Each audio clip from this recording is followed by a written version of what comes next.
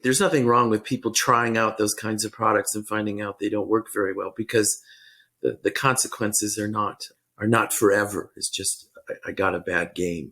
You wouldn't say that if you were the 8-year-old who'd been saving $50 to. Well, those consequences are pretty dramatic. Welcome to Free Thoughts. I'm Trevor Burrus. And I'm Aaron Powell. Joining us today is Peter Van Doren, Senior Fellow at the Cato Institute and editor of Regulation Magazine. Welcome back to the show, Peter. Thanks for having me. Yeah, I think that since I now have a bank of synthesizers, that I should maybe compose your theme music as our only guest with his own theme music. I could make a real acid banger out of it, maybe put some robot voices in there, but we could put that on the table because today we're talking about the FDA. Why do we have an FDA? There's an intro. Well, every time in history when there has been a scandal or a muckraking incident regarding first mostly food and later drugs, the Congress responds by passing statutes that say we need to do something about this because there was an incident and people died, or populist press said consumers were not being well served by markets as we understood them at the time. And there was too much fraud, too much deceit, too much fill in the blank. And thus consumers were not well served by what happened. Well, it's 1906 for food, right? 1906. But that was just food and labeling. And this goes back to stuff we learned in high school about Upton Sinclair and the meatpacking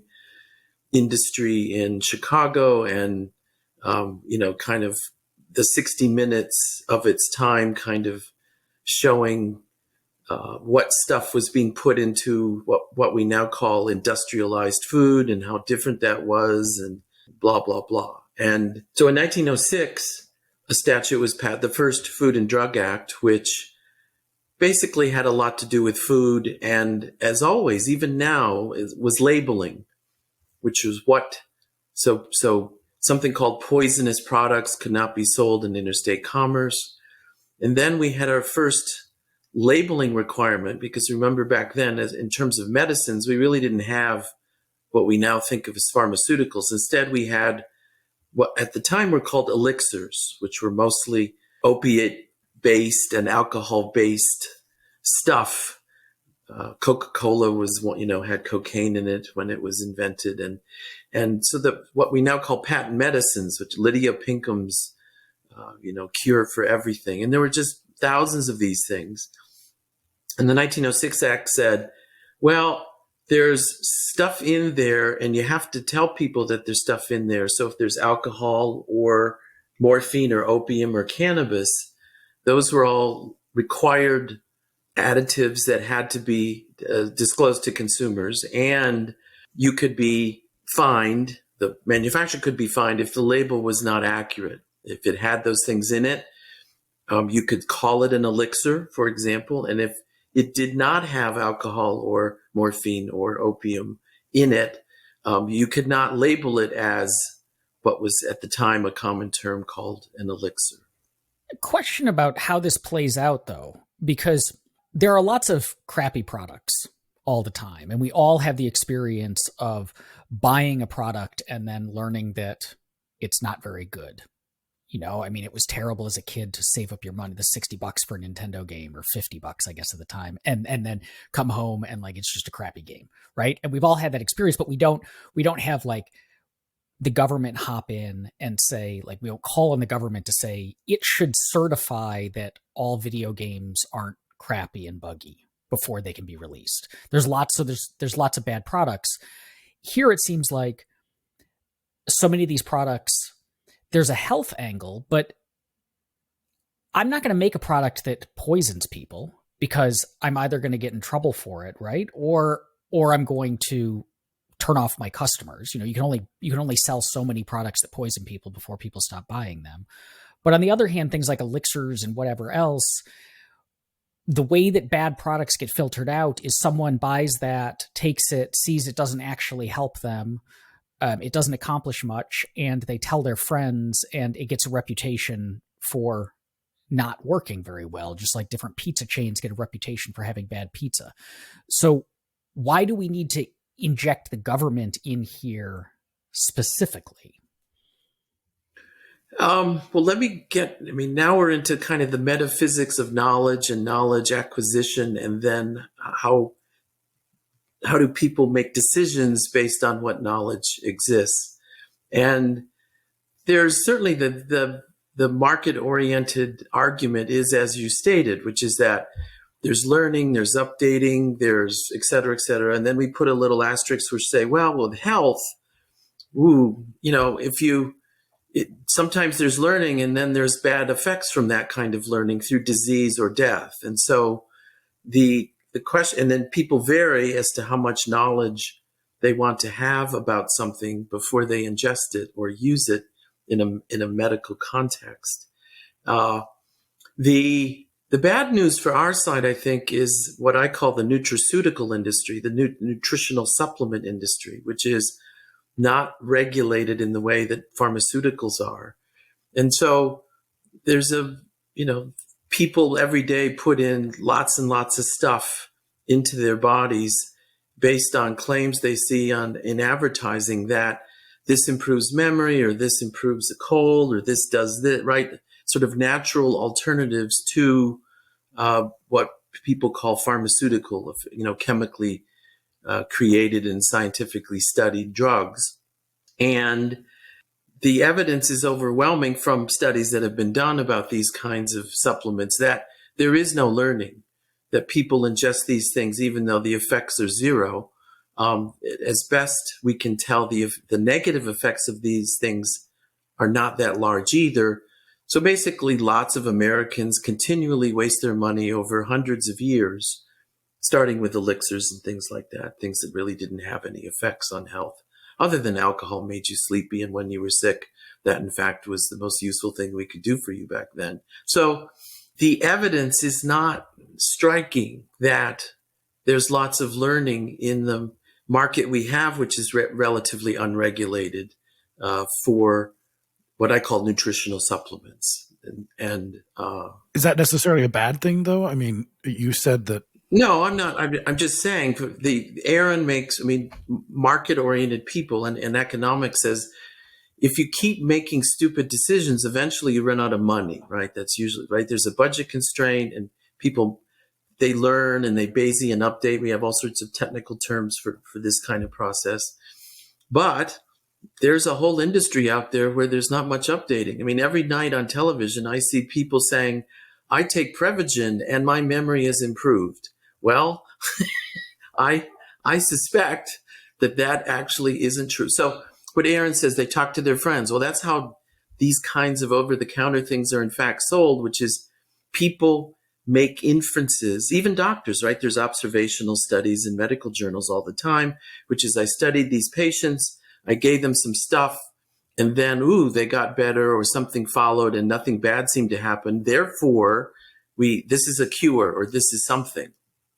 And then we do trials and we find out almost all these claims, or many, many, many of the claims that people make based on observations, right? Their personal experience as well as the experience of others, turns out in a random assignment, placebo-controlled environment, very, very few of these knowledge understandings that people have are actually true. And part of the struggle over the FDA is the different epistemological concepts people have about knowledge acquisition, how they learn about things, and what they think of something called science and scientific experiments and what they learn from them. So, it doesn't seem like the worst thing ever. People do a lot of things to make themselves feel better. They believe in horoscopes and they believe in tarot cards, and you can list them on and on and on and on. And generally we say it's like, hey, it's harmless.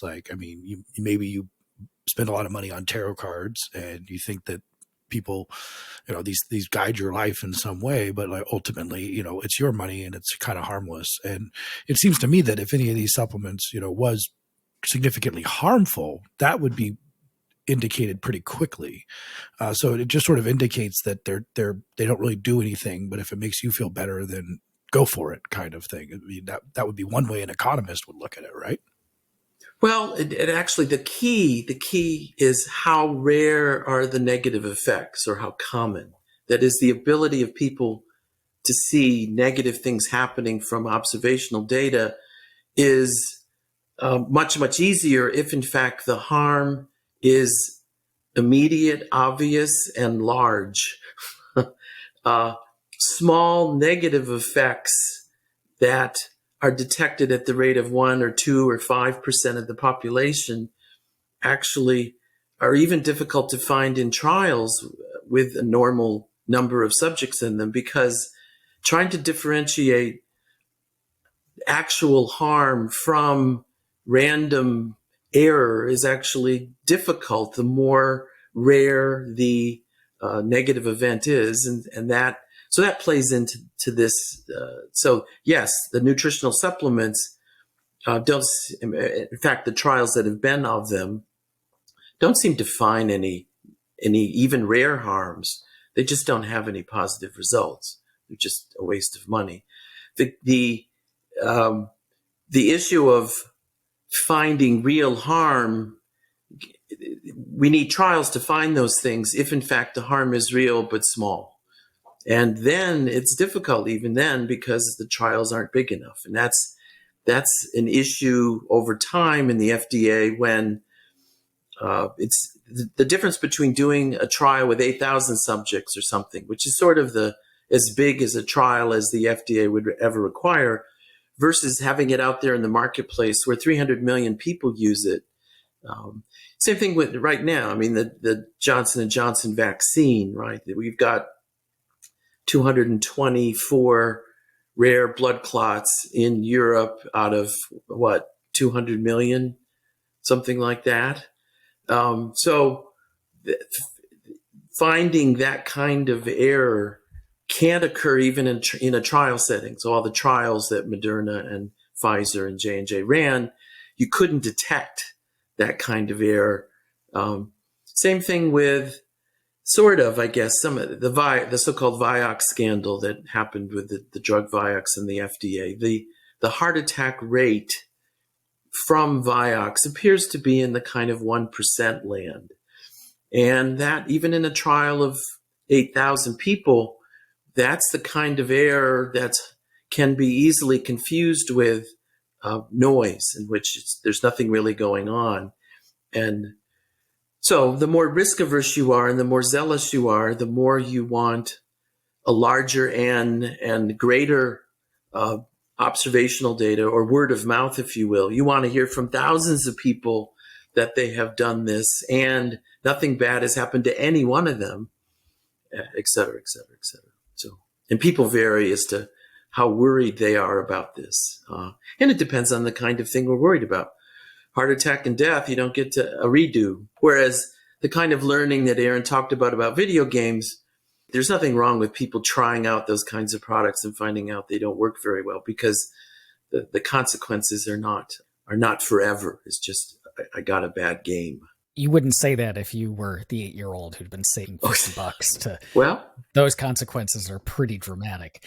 But we started this conversation with, in the early 1900s, we have a reaction to the Upton Sinclair stuff. And then you sent us, one of the reasons that we keep bringing you back on the show is because you always send us these really comprehensive outlines to work off of ahead of time. So Trevor and I, it's, you do the research for us.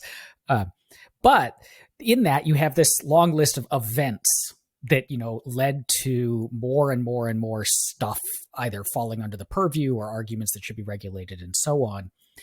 And I'm curious how often, in retrospect, it turns out to have been wrong, because we can say we should have stopped this medication, or we should have they were putting these additives in the food or whatever. But so much of this is it's small risks, it's large studies. How often do we say we react to something? There was something bad that we thought was happening, we react to it, we give the FDA more power, we control for it, we ban it, and then later on it turns out like it wasn't that big of a deal really, or we got the science wrong, or those additives weren't necessarily a problem? Like, does this run in the other direction as far as like updating our knowledge? Well, I mean, the honest answer, I think, is we don't know. One way to think about this is, if you think of the denominator of a ratio as the number of new drugs, investigational new drugs, right? That where some manufacturer says, I'm going to study the properties of this because I think it might have this beneficial effect for people, but I need to do trials because of the current FDA regime. And I'm, going to pursue this first for safety in small trial, phase 1, and then 2 and 3 are safety, and 2 and efficacy and dosage, and then 3 is mostly efficacy and not much safety. And the data are overwhelming about how few drugs ever come out of this process, right? It's only about 8%.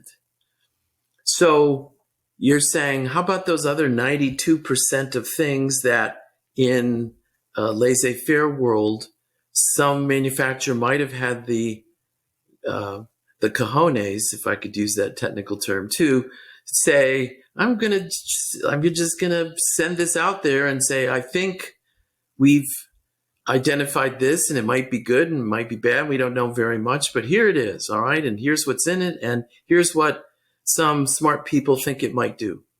And here's what some other smart people think it might not do. And so, but in the current world, there isn't a reinvestigation of those things, right? Or I mean, now and then there's a repurposing of products, mostly that have already been approved for other purposes and have shown to have been safe and efficacious. For example, Viagra was a blood pressure drug that turned out to have other attributes. And so, but it had already been approved, right, for this, and then it was served another purpose. So the question you ask is, what would our world look like if all those 92% of things had been tried out? How many bad events would the media and whatever ever be able to find? The answer is, I think, probably a lot more than we now hear about, because in fact, none of those things get to market now. They're just stopped in phase 1. It's remarkable how few get to even phase 3.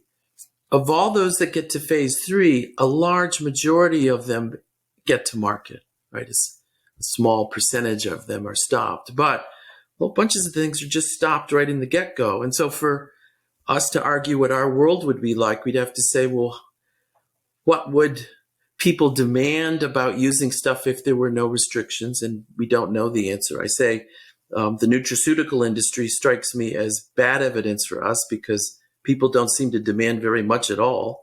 And we need to eventually talk about medical devices, right? Which is, even in the regulated world, the pharmaceutical world is very, very regulated, and the medical device world is not. So we sort of have a quasi-Cato world in the medical device world, and that isn't that pretty from our perspective either, or from a safety perspective. In that clinical trials are not required, and there are lots of devices on there that have ended up doing lots of harm to people. And again, because we're not really laissez-faire, we're in this mixed world. I mean, my wife's had 5 hip replacements. Have we ever had a conversation with the doctor in which we asked him, well, what do you know about this hip and why? And the sad answer is, even though we're professionals and Catherine is a health professional, we've never asked those questions. So then you'd say, well, why? And the answer is because in the world we're in, everyone thinks someone has figured all this stuff out, and no one should be scared of stuff that doctors are practicing widely. Whereas in from our opponent's view, a frightening Cato world, actually, it's certainly possible that consumers would be much more vigilant and much more worried, and would require evidence, which in fact, in a new equilibrium, right, we'd have voluntary provision of knowledge rather than FDA requirement. But there's no place in the world that actually tries this out, so it's very hard to answer your question. So what is the process? I know that a big change occurred in the FDA, and a lot of the criticisms comes in 1962. So as you said, phase 1, phase 2, phase 3, at the very beginning, it's like, does this poison you? But then you get to this question of, is it efficacious, and like and suitably efficacious too? Like that someone is determining our level of risk and whether or not it is, in terms of some bureaucrat, efficacious enough for us to take it, which seems a little weird. And that's where a lot of problems come in, and everything kind of changes then in 1962, right?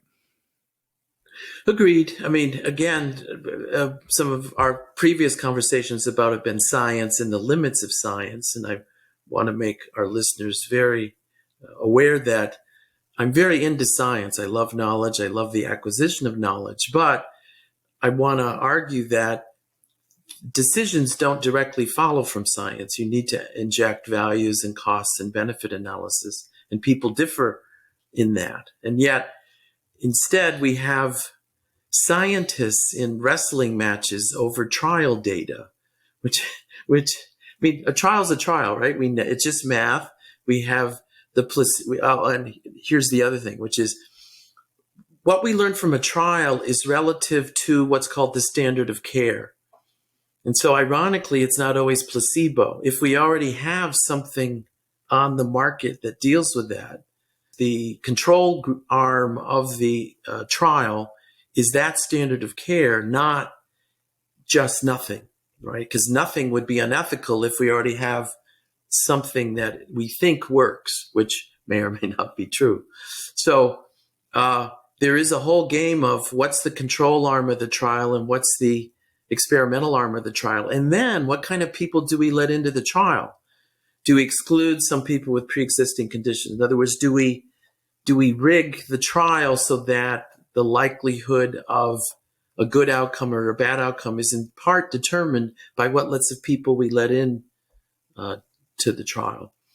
So then you get a result, and you have this outcome in the experimental arm, and you have the same outcome in the control arm, and then you measure whether the difference in incidence is great enough with some statistical confidence that we then can say scientifically, it looks like this thing solves this medical condition relative to people who were in the control arm, and then full stop.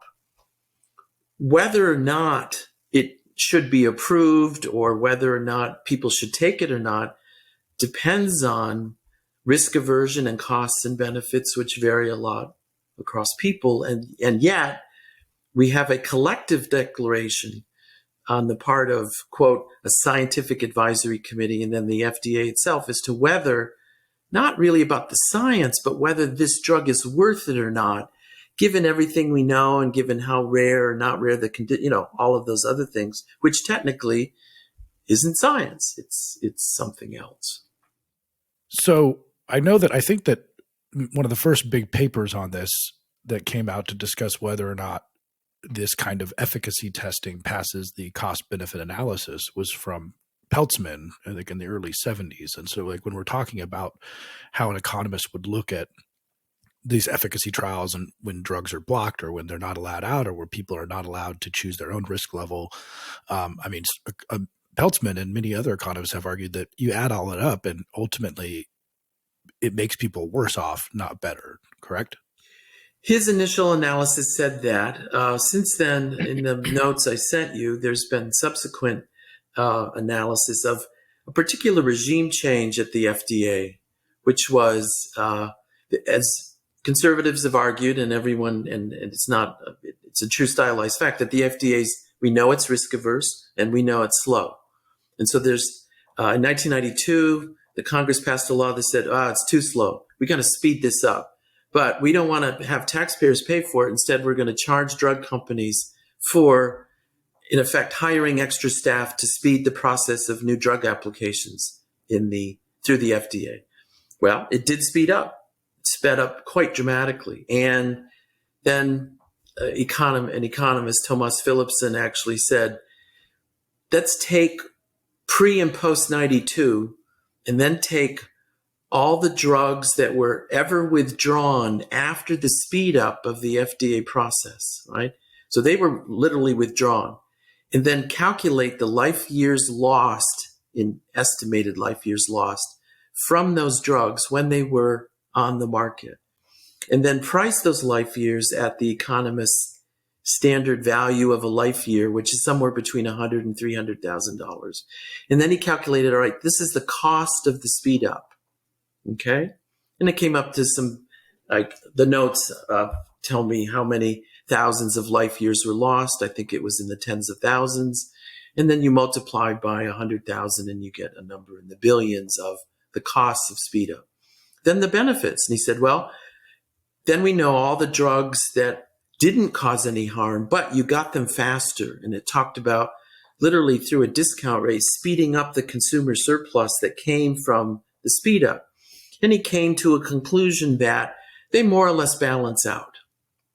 So in other words, their cost of being faster and their benefits of being faster post 92, and they seem to be in order. So the kind of Ralph Nader Consumer Reports claim that the FDA has been corrupted by the user fees and the speed up of testing and things like that. The evidence for that does not seem to be true. On the other hand, from our side, there are costs of a speed up, and some drugs are withdrawn because we were a bit too hasty in checking everything out. And again, the size of the trial, and then how long the trial goes on, right? You get this game of how long do we wait for side effects to show up? And then you need some medical and scientific understanding to make a guess about this drug affects this metabolic system in this way. And if we're going to see an outcome, it's likely to show up, in such and such a length of time. So how are we measuring benefits or even conceptualizing benefits in this context? Because a drug, there aren't many drugs out there that have nothing but positives. You take them and they make you feel awesome and there's no downsides. Or you take the drug and it just flat out kills you without doing anything nice for you in the time before. We can exclude those because they don't really exist. Everything else is about trade-offs. And so if we have a drug that, say, prolongs late-stage cancer by 2 months, but causes pneumonia during that time, right? Is that drug, do we put that drug in the positive camp or the negative camp? And then a lot of these things may have more, no one wants pneumonia, but we might want it more than we want dying from cancer 2 months earlier. But then a lot of this is also just really individualized, that you might say, lots of activities that we take bring costs, but you might think of them, you might think that the cost of playing a particular sport is the wear and tear on your body. But I don't even conceptualize that as a cost because I get so much out of playing the sport that the wear and tear is just kind of an indicator that I've been successful at. So how do we, when we're economists putting on our economics hat to measure this stuff, how do we even begin to say this is a cost and this is a benefit, or to start measuring them against each other? So the Philipson study does that by taking consumer surplus, and it's too hard in this kind of discussion to try to describe. I mean, it's basically people's willingness to pay for something above the actual cost of doing so, of providing that product. That's consumer surplus. It exists on a blackboard. Economists have various ways of attempting to measure that. Let's assume for purposes of discussion that they can. All right. And that's where this measurement came from in the Philipson study. And then all he said is, so we know what people's willingness to pay for stuff is relative to cost. He just studied the fact that was moved up earlier, right? That's the benefit of a speed up. Okay. Your larger question, let me switch a bit to you asking also, why do we have to collectively consume this decision? And part of my outline that I sent to you guys was Peter's, my way of looking at it, the meta question that I don't think enough people talk about, which I want to, is we have a regime for 100 years now in which we acquire knowledge to inform our decisions by restricting decisions, right? In effect, we coerce drug manufacturers into performing scientific investigation of things. And why do they do that? Well, because we don't let them put a product onto market unless they do. Well, is there some other way? Do we have to do it that way? And the answer is no, right? We don't. Knowledge has public good characteristics. Once it exists, it's difficult or impossible to restrict knowledge or consumption to those who pay.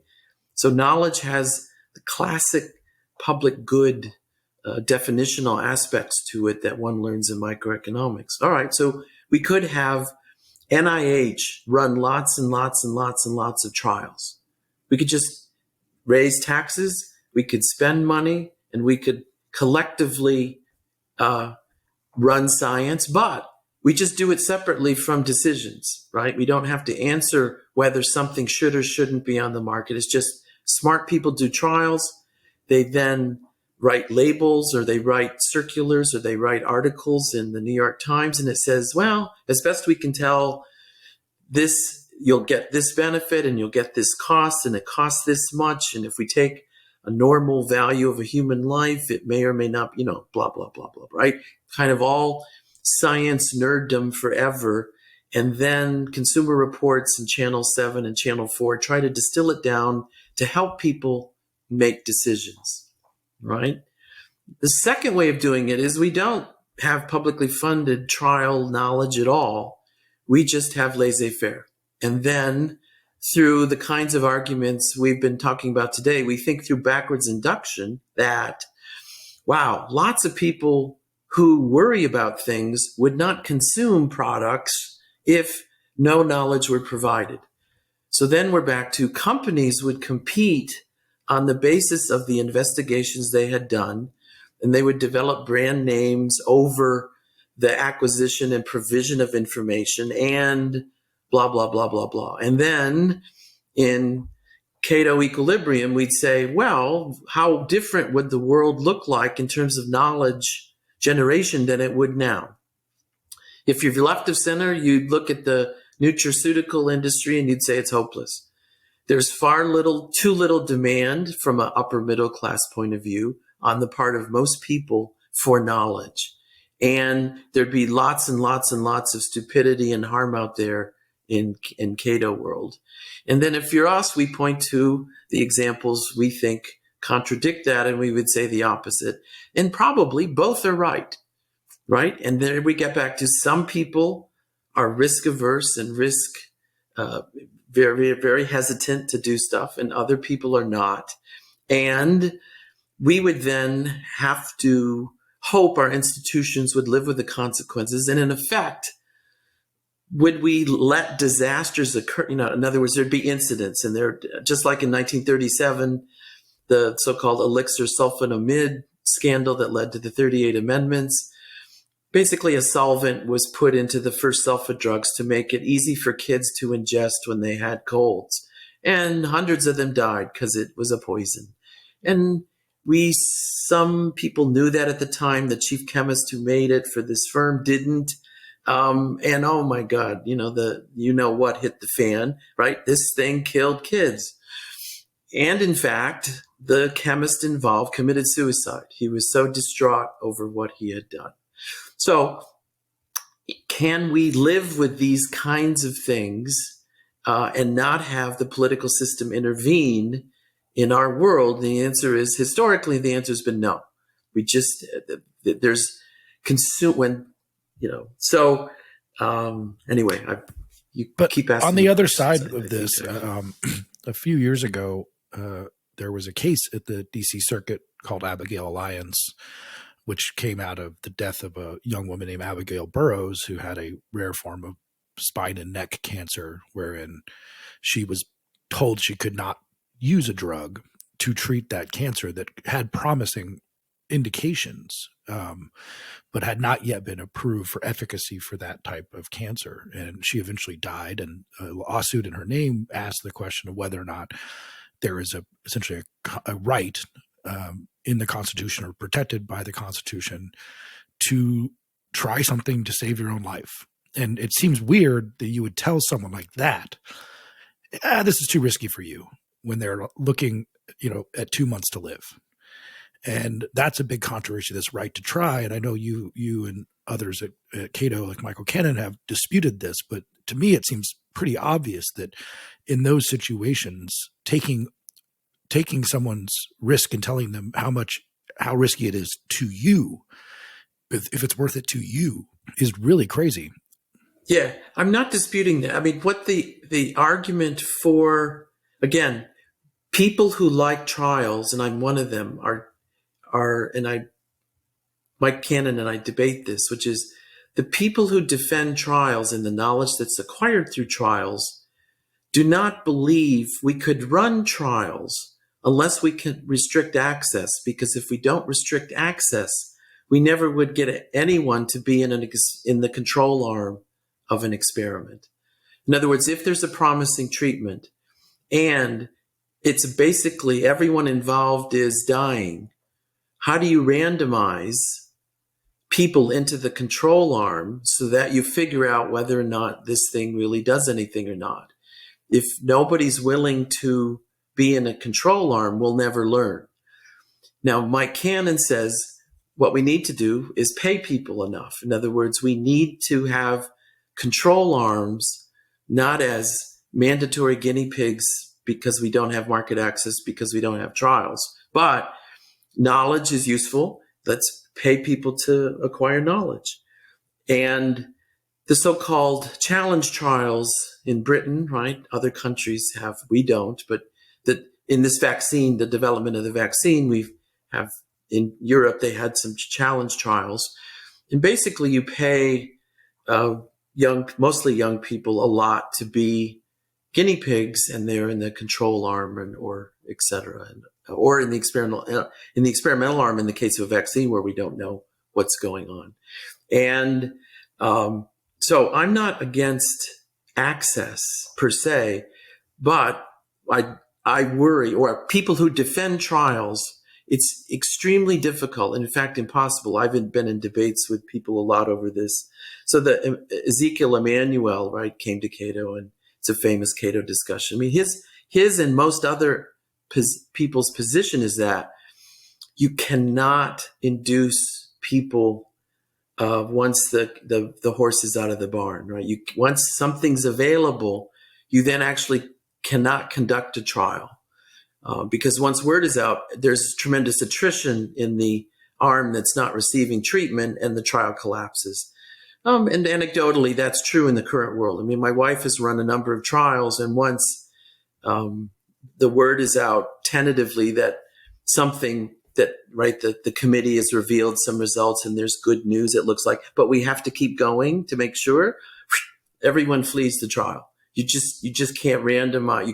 You have tremendous attrition, and you don't learn. And so then the question is, if we offered people enough money, would they stay and continue with the trial? And then we're back to who would come up with the money, taxpayers, or would companies do this even in a world of free access? And the honest answer is we don't know, because we've never tried this kind of world. What's the cost of that? So if we live in a world where a little bit of evidence comes out that this thing might work, but we don't know for sure, and then everyone flocks over to take it, if it turns out that it's then really dangerous, like, so let's talk in the case of that Trevor mentioned of the woman with the terminal cancer, and it turns out it's really dangerous and it kills people who take it in that situation faster than they would have died. It kills them in a month instead of 2 months or whatever. As that starts to come out, we're going to get an equilibrium back in the other direction, because people are going to say, oh, it turns out, I'm not going to jump into this thing that, so you get more people who are willing to not take it to test against. But if everyone rushes in and then it turns out, the worst that it seems is that a bunch of people are then taking a drug that isn't doing anything. or doesn't have as much of a positive effect as we had originally thought, which is potentially a cost. But there's also that we have now, in the interim, potentially allowed people to be taking drugs that are helping them when before we would have been excluding them, right? Because we needed this control group. And so if we just opened it up to everything, it might be that there are more drugs out there that aren't as effective as we thought, but there would also be more drugs out there accessible to more people that are effective. Is that a problem? Or because it seems odd to just necessarily say we're willing to potentially sacrifice people's lives in order to meet some knowledge threshold that we think is important, because we're talking about people's lives here. Oh, I have to unpack all this. It's I would let's see. How can I remember? I said what the current system does is prevent lots of stuff from being out there. Okay. So of the trials that are done on procedures and practices and all of that are already out there, we almost exclusively find not that they cause harm, but that the positive effects are very low. So this is the Robin Hansen, we're wasting somewhere between 1/3 and 1/2 of medical expenditures, even in the system we have now. So then we have to talk about, all right, in Cato land, what would insurers, right? So no one actually pays their own money for expensive stuff. So then in a laissez-faire world, what would insurers do? Well, insurers, right, basically now there's a world where the FDA approves stuff. All right, so then everything that's FDA approved still isn't covered by insurance. Then Medicare goes through a process to try to say, well, we cover it. Well, then guess what? All the privates follow what Medicare does. So we'd have to undo that entire world we have now in which Medicare approval of expenditures for something is the gold seal for everyone else to follow. So then again in Cato land, would we have people using their own money to do stuff? And the answer is, nah, not much. What they would say is they want insurers to pay for everything that's available. And since everything's available, we then would need knowledge. And so then where would the knowledge come from? And we're back to, well, we either publicly fund it and then insurers base decisions on that, and then they don't cover and do cover, and then insurers would vary. But then, oh my God, I mean, we went through this, right, with the Patient Bill of Rights in the early 90s. I mean, when insurance companies start to crack down and say that something's not approved and we're going to constrain you, all hell breaks loose because Americans like healthcare. And so again, the Cato world that you describe would eventually have to run into insurance, and then that I described what would happen there. And I don't know what would happen there. I want to go back. The human challenge trials is interesting because in the pandemic, we learned that we had the vaccine in January of 2020. And then we spent. Well, sort of. I mean, let me put in my editorial comment, which is, do you know what Europe did made sense and what we did made absolutely no sense in terms of diversified portfolio if I'm a risk management officer for the United States, would you want to place Operation Warp Speed on a never proven messenger RNA vaccine technology that had never ever worked? Whereas J&J and AstraZeneca were using vaccine technologies that were totally wonderful and had been shown to be useful in other contexts. So Europe, that now looks like it's behind the 8 ball, actually was very sensible.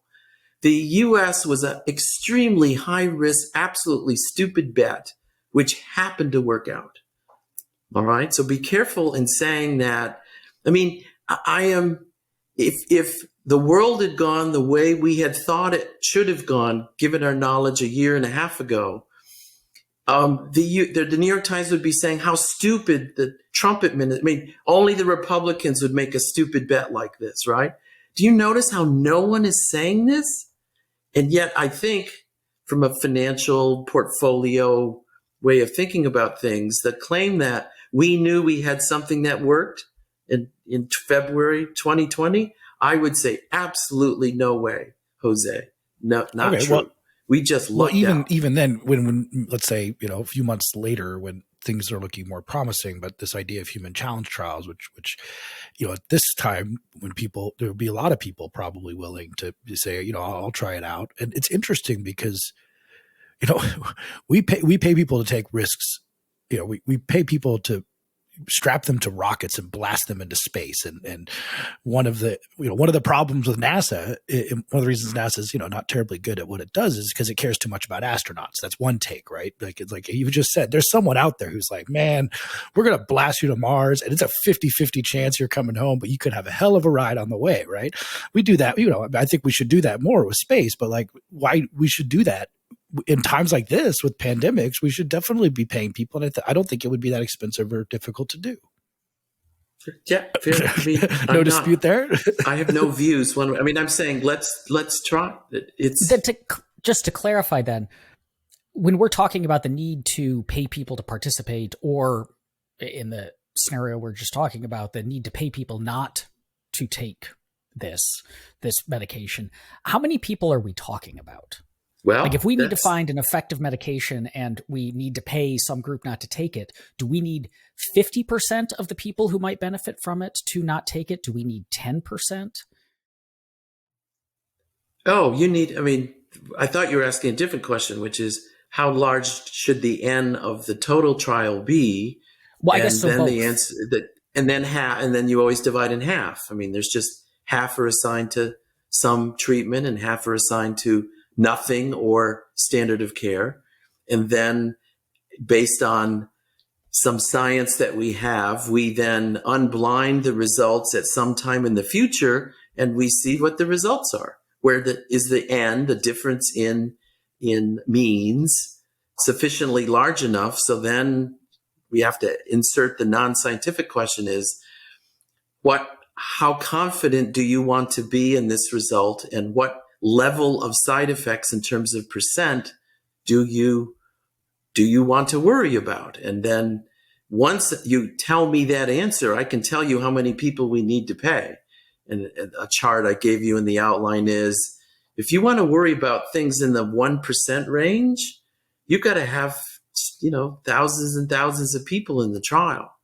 And that's why, and that's just a lot of money. I gave you some data, I think, which is, I've always, in these discussions, there's a lot of papers out there that say how much it costs to bring a new drug to market in the US, right, under the current regime. And it's in the billions of dollars. All right, so what percent of those costs are the trial costs versus, let's call it the science R&D costs? In other words, if we had no trial requirement and we just had laissez-faire, and then we still had R&D, how much would drug prices go down? Or how much of the current drug price is R&D versus trials? And the answer I found was basically in the last 10 to 15 years, 62% of drug costs are trials, and only 38 are the scientists doing what's called preclinical R&D. And so the trials are expensive. And so how rare an event do you want to worry about? And in the Vioxx case, we found that 1% of heart attacks sort of weren't visible in the N before the FDA approval. And then in the much larger trials that occurred by accident, actually, Merck was greedy and wanted to claim that Vioxx was the best thing since sliced bread. So they did a trial versus naproxen. And then there was some theory, and it was reasonable, that it might actually reduce colon cancer, that Vioxx would reduce a recurrence of polyps in people who'd had polyps in a colonoscopy. And oh, wow, people hate colonoscopies, and colon cancer is an ugly death. So wouldn't it be wonderful if Vioxx could stop that? So they did 2 big trials after it was approved that Merck paid for, called post-marketing trials. And they had 8,000 people or so, and they found 1% heart attack rate because the N was sufficiently large, whereas the trials before approval were much, much smaller. So we're back to how, and is 1% heart attack rate worth it? Well, not because everyone was taking Vioxx. 300 million people. I mean, my wife was taking Vioxx. Vioxx was wonderful. It reduced arthritis pain beautifully. Well, it causes heart attacks at a great, not horrible, but at a rate greater than standard of care or naproxen and since a quarter of people who have heart attacks die, yeah. So real. It's so much with our discussions with you, Peter, when they're always enlightening, and if people are looking for the bottom line, the economist, do you want to, on the other hand, question here, but is there a bottom line in terms of the way we should think about the FDA as libertarians, or just sort of, we shouldn't just say it's a necessary thing the government does, everything that does is correct, because as you pointed out, the politics of the FDA are pretty risk averse. So we should probably be aware of the fact that they will pay costs for those heart attacks, but the unseen are all the people who died because they didn't get the drug, and that's a really hard thing to pinpoint. So, I mean, is that just something we have to live with, or what can we, is the FDA? Well, what I said earlier is I would like to shift the Cato discussion from good FDA, bad FDA to one, we should be for the separation. We should not try to acquire knowledge through banning decisions, right? In other words, we ban products being on the market as a backdoor way to pay for the acquisition of knowledge. Because we make companies pay for the acquisition of knowledge, they try to game the system so that the trial's design will help them, not hurt them, right? So in the Vioxx case, Merck excluded people with heart attack risks from their original trials because there was some metabolic chemistry that their scientists were well aware of, that the way this drug worked would in fact might have cardiovascular risks. All right. So then you want Cato designing the trial or somebody, Merck designing the trial, right? So the current system gets knowledge, but it doesn't get, totally unbiased, wonderful knowledge. It gets knowledge that companies want to help them in their effort to sell stuff and make stuff approved. So I think Cato should be for inventive ways of trying to separate the acquisition of knowledge from the decisions to use or not use things. And rather than say the world would be wonderful with the FDA, it's just that we should be both for knowledge acquisition because it's useful for consumers to make decisions, and we shouldn't interfere with decisions as a first order of course. Totally agreed. The puzzle is because we tend to just be anti-FDA, in my view, we haven't gotten creative in our ways to get people to realize that we're not against knowledge. We're not for just everyone taking stuff and dying all the time. No, that's not what we're for. We're for the acquisition of knowledge, but we don't want to interfere with people's decisions either. That's also a big priority for us. And the world hasn't been very kind to us in allowing us to kind of navigate those two goals at the same time, because most of the world has linked the acquisition of knowledge to constraining decisions, and very few experiments have been conducted other than challenge trials to try to de-link those two.